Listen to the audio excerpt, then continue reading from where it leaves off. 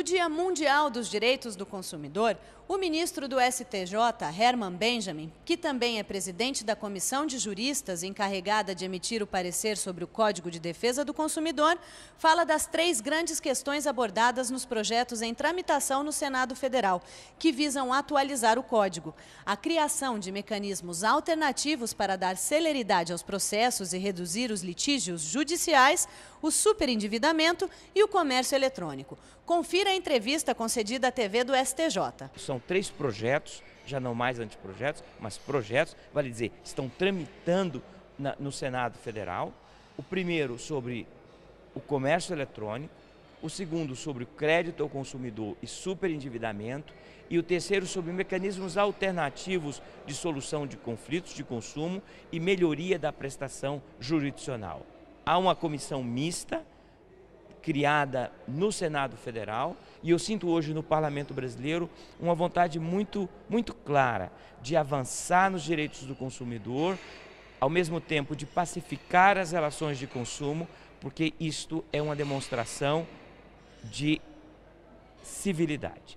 Comércio eletrônico. O código não diz e não podia dizer uma palavra, porque a tecnologia não existia na época em que o Código de Defesa do Consumidor foi promulgado.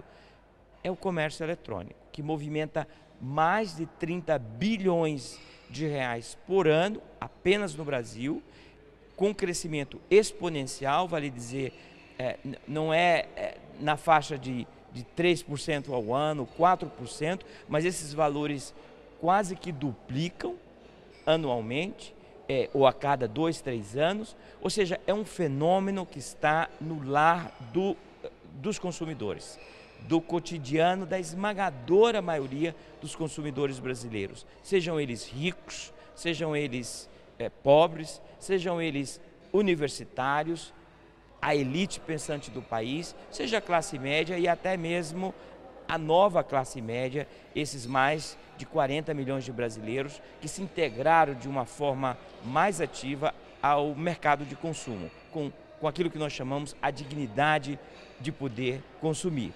Crédito ao consumidor e superendividamento.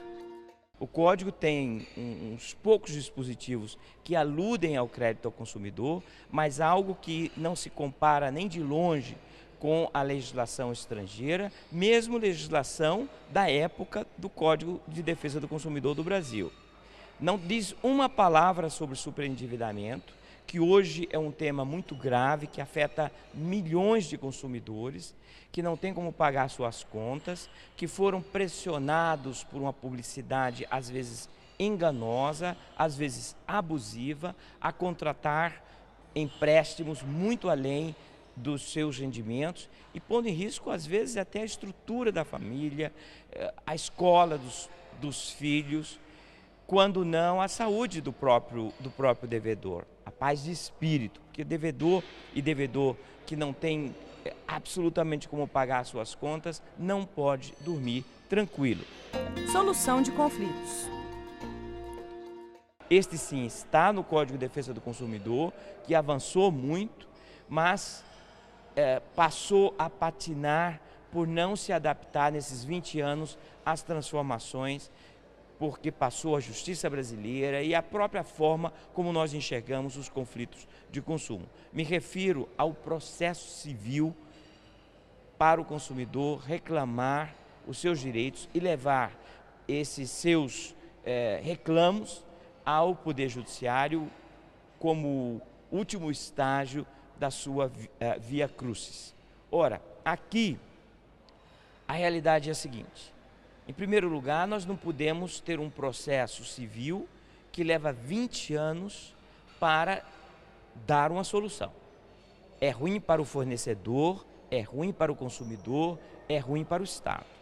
Em segundo lugar, nós não podemos acreditar que a justiça brasileira vai resolver todos os milhões de conflitos de consumo que ocorrem diariamente no país. Ou seja, nós temos que criar mecanismos alternativos, extrajudiciais, com fortalecimento dos PROCONs, mas também com mediação, com conciliação, vale dizer, mecanismos que enxuguem os litígios judiciais. Superior Tribunal de Justiça, o Tribunal da Cidadania.